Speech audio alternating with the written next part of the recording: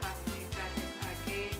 selaku Kepala MTSN 3 Aceh Timur ingin menyampaikan bahwa MTSN 3 Aceh Timur didirikan pada tahun 1968 di bawah pimpinan Bapak Arifin Amin, dan pada tahun 1995 MTSN 3 Aceh Timur dinegrikan di bawah pimpinan Bapak Ishak Mahmud yang masih menggunakan nama MTSN Perla. Kemudian pada tahun 2017 sampai tahun 2019